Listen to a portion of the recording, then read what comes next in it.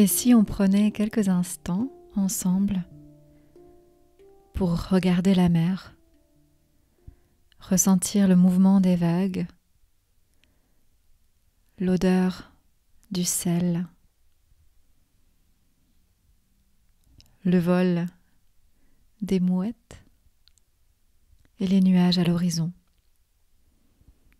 Bienvenue dans une touche d'amour en plus. La dernière fois, j'avais eu cet élan de parler de comment on peut voguer. Voguer sur le fleuve de la vie, cesser de s'accrocher aux cailloux au bord de la rive,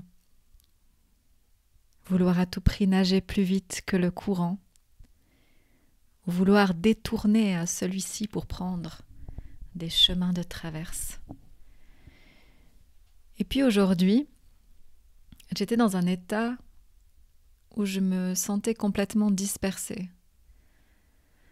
Dispersée par les obligations, par la charge mentale, simplement du quotidien, pas de grandes choses, mais vraiment la charge du quotidien.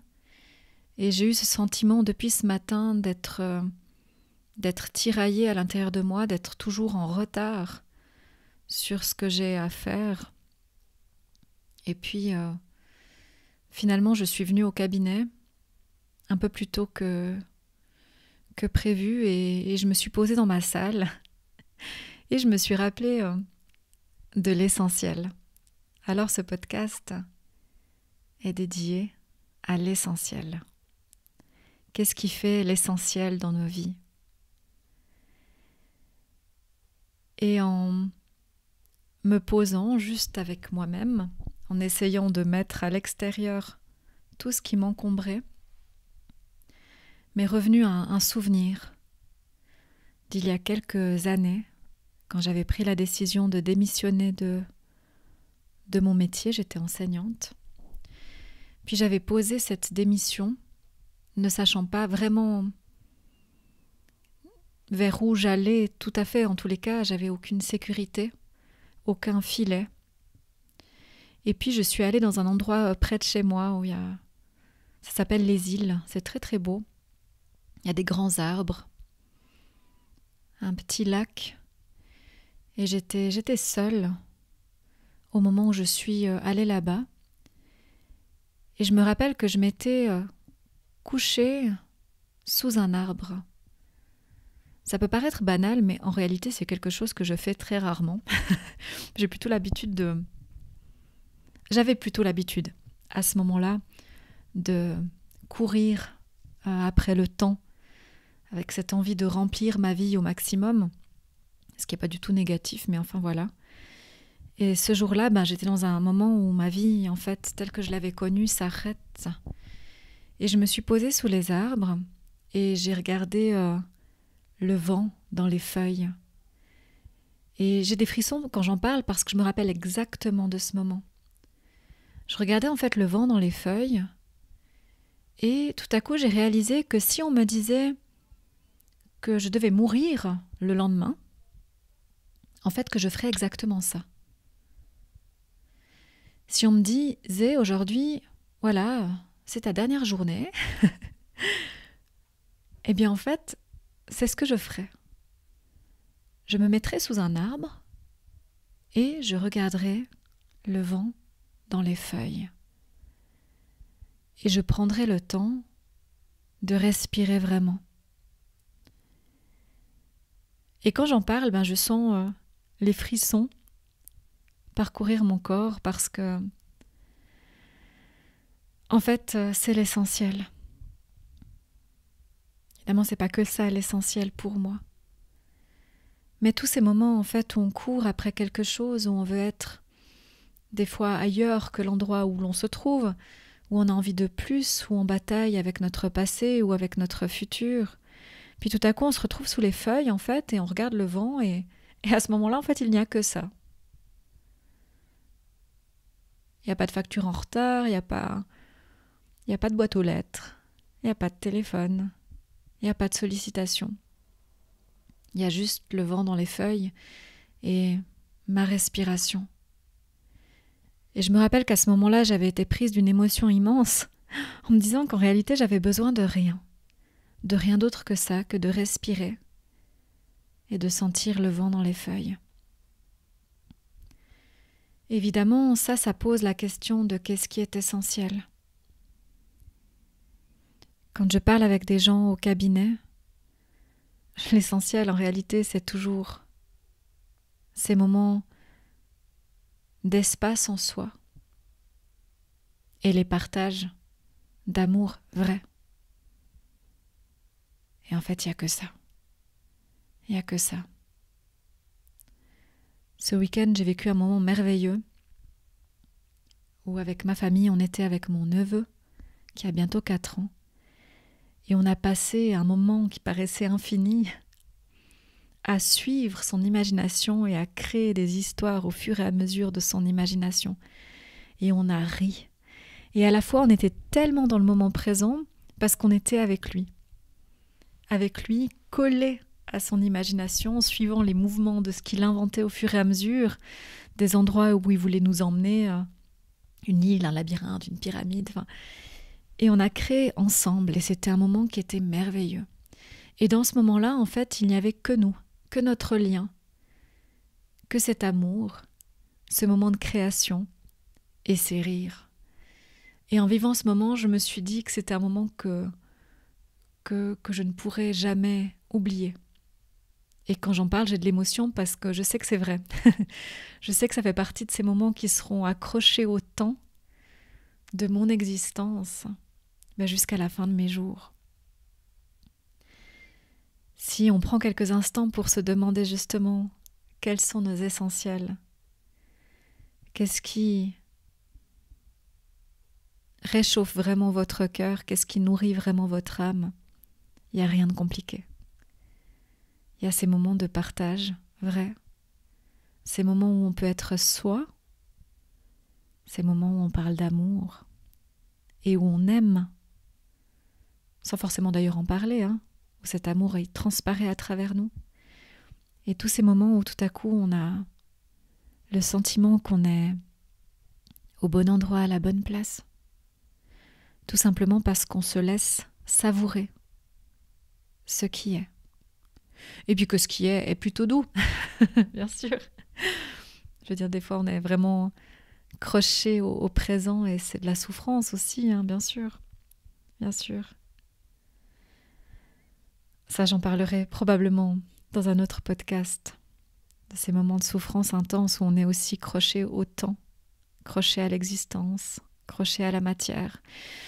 Mais là, c'est plus essayer de prendre ce temps où on regarde la mer ensemble et où on se repose la question de l'essentiel. Ce matin, j'étais perdue parce que j'étais dispersée. J'avais l'impression que j'avais plein de choses à faire qui étaient importantes, des messages auxquels il faut répondre et puis j'arrive pas à le faire tout de suite, des gens qu'il faut rappeler, des factures à envoyer, la publicité à faire, ça fait partie de mon métier aussi. Ma maison qui était dans un état lamentable, donc peut-être à faire des lessives, à ranger. On est pris, je veux dire, dans énormément d'obligations qui sont, c'est vrai, des obligations, bien sûr. Mais tout à coup, au lieu d'y être, en fait, pleinement, j'étais perdue dedans. Et je ne savais pas par quoi je devais commencer, je ne savais pas ce qui était prioritaire, ce qui ne l'était pas. J'arrivais même pas à faire une liste. Des fois, ça aide quand on pose sur papier, j'arrivais pas à faire une liste, j'arrivais pas à m'en sortir de cette charge autour de moi. Et un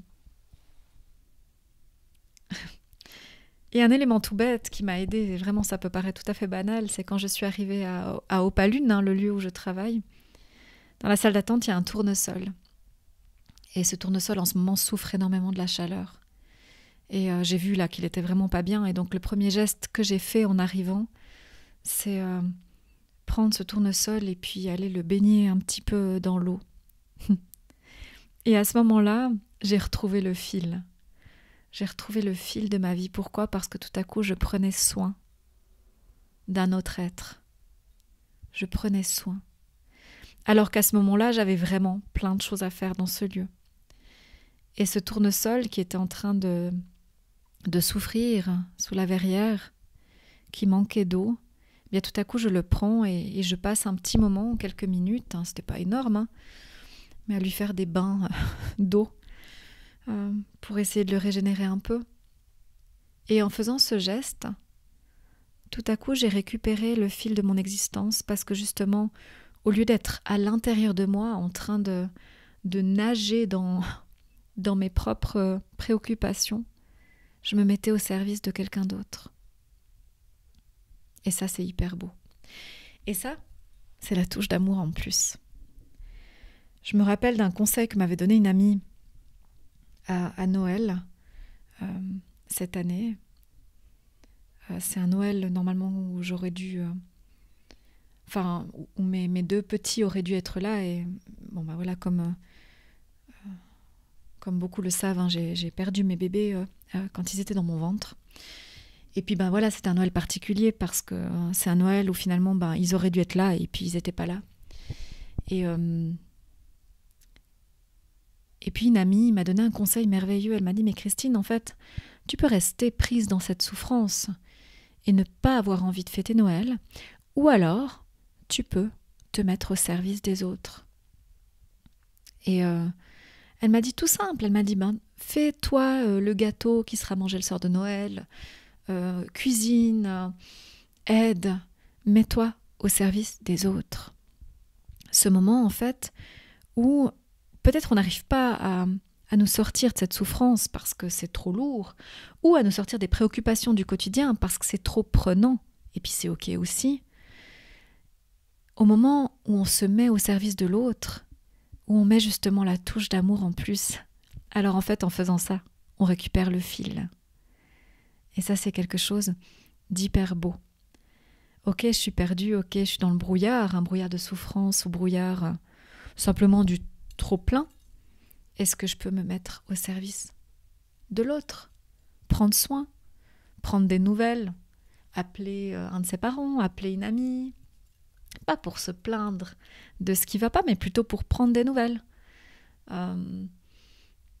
Faire, un vrai sourire à la vendeuse au magasin et dire un petit mot gentil, juste ces moments où tout à coup on sort de soi pour faire le lien avec l'autre. Et ça aide. Ça aide. Le but de ce podcast, au-delà de toutes ces anecdotes, c'est de se poser la question de quel est l'essentiel. Je me rappelle d'une dame que j'avais rencontrée, qui arrivait au bout de sa vie, et puis je crois que dans son regard, en fait, elle cherchait que l'amour. Que l'amour. De quoi on veut se rappeler à la fin? De quoi va-t-on vraiment se rappeler quand on sera à la fin? Est-ce que je me rappellerai de cette journée où finalement je ne savais pas par quoi commencer dans ma charge mentale? Ou est-ce que je me rappellerai de ce moment où on crée avec mon neveu? Est-ce que je me rappellerai de tous ces moments où j'ai pris le temps tout à coup de me coucher sous un arbre et de regarder les feuilles? Est-ce que je me rappellerai de ces moments où je courais à droite à gauche avec l'impression que les choses que je devais faire étaient importantes? Ou est-ce que je me rappellerai de tous ces moments où j'ai pris le temps de caresser mon chat, vraiment? Ça peut paraître banal et en fait ça l'est pas tant que ça. Des fois peut-être qu'on cherche trop loin. On veut gérer. On a l'impression que on va trouver le bonheur en courant, en étant à la recherche de plein de choses. Alors que peut-être des fois, on a déjà tout. On a déjà tout, bien sûr. Je veux dire, moi, il y a plein de rêves que je ne peux pas réaliser. Pour l'instant, en tous les cas. Et j'ai pas les moyens de le faire, c'est pas en mon pouvoir. Mais peut-être si je regarde ma vie et que je prends le temps de la regarder vraiment, alors peut-être je peux savourer ce qui est là, dans les choses toutes simples du quotidien, dans la vérité de certains partages, de certains regards, dans les moments où on rit vraiment et dans les moments où on est en silence avec soi et qu'on prend juste le temps de respirer. Et l'essentiel au fond, c'est toujours l'amour. Comment on arrive à mettre dans notre quotidien la touche d'amour en plus pour soi et puis pour les autres. Si on arrive à la fin de notre vie et qu'on regarde l'existence et qu'on pouvait voir toutes les touches d'amour en plus qu'on a éparpillées partout, ce serait beau. Ce serait comme un sentiment, un feu d'artifice peut-être à des moments. Tous ces moments où on a aimé un peu plus, peut-être un peu mieux. J'avais fait un podcast sur aimer un peu mieux. Puis j'avais une de mes anciennes élèves qui m'avait contactée en me disant « Mais madame, ça veut dire quoi aimer un peu mieux ?» J'avoue que j'avais pas su exactement comment lui répondre rationnellement. Comment c'est aimer mieux. Et je sais toujours pas répondre aujourd'hui, vraiment. Moi, c'est quelque chose que je ressens en moi quand j'aime mieux. Je crois que c'est un état de présence à l'autre. Je peux écouter mon copain, on peut cuisiner ensemble, et tout à coup, je peux ajouter la touche d'amour en plus parce que dans ce moment-là, je vais être pleinement présente à lui et à la fois ressentir qu'il est là et qu'on est en train de faire la cuisine, mais à la fois ressentir ce qui nous lie, à la fois ressentir notre passé et notre avenir. Et dans mon regard, il y aura la touche d'amour en plus. Mais comment expliquer rationnellement ça? Je ne sais pas. Je ne sais pas. C'est peut-être à chacun de se questionner et se poser cette question de oui, est-ce que je peux ajouter la touche d'amour en plus? Est-ce que quand je vais faire mes courses, tout bêtement, est-ce que je peux ajouter la touche d'amour en plus? C'est pas quelque chose qu'on peut déterminer à l'avance, hein. C'est quelque chose qu'on peut juste vivre sur le moment et essayer de rendre, de colorer avec un peu plus d'amour notre journée et la journée de chacun autour de nous. Et ça, c'est peut-être l'essentiel. Alors moi, je vous invite, suite à ce podcast, à vous poser un moment et essayer de trouver quel est votre essentiel. La question de l'essentiel, elle est à la base de tout, pour moi, et à la base peut-être d'un certain équilibre. Quand on sait quel est notre essentiel, alors on sait aussi mieux exprimer quels sont nos besoins. Si je sais que pour mon équilibre, j'ai besoin de, parfois, me coucher sur le sol et de regarder le vent dans les branches des arbres, alors peut-être que j'ai un besoin de solitude, que j'ai un besoin d'espace, un besoin de liberté d'être. Si un de mes essentiels, c'est l'amour partagé avec ma famille, alors ça devient un besoin de prendre ce temps-là, un besoin d'avoir un espace où je peux partager avec eux vraiment. Tout à coup, de mes essentiels naissent, je dirais, mes besoins fondamentaux. Et ça, c'est important de les connaître aussi pour pouvoir les formuler. Et c'est important de les connaître parce que malgré tout, les journées, elles ne font que 24 heures. Et notre énergie, on choisit de la mettre à un endroit plutôt qu'à un autre. Et on doit savoir pourquoi on le fait. Et pourquoi, des fois, on refuse quelque chose qui peut-être au premier abord pourrait nous paraître intéressant, mais on refuse parce qu'on a besoin absolument de nourrir un de nos essentiels. Donc c'est très intéressant pour l'équilibre de réfléchir à l'essentiel et les besoins qui découlent de cet essentiel. Alors moi je vous laisse avec ça, je vais aller respirer encore un moment le vent dans les arbres, bien qu'il en manque un peu 7 ans de ce vent. En tous les cas, sentir la chaleur sur ma peau avant de me mettre au service des gens que je rencontre tout à l'heure.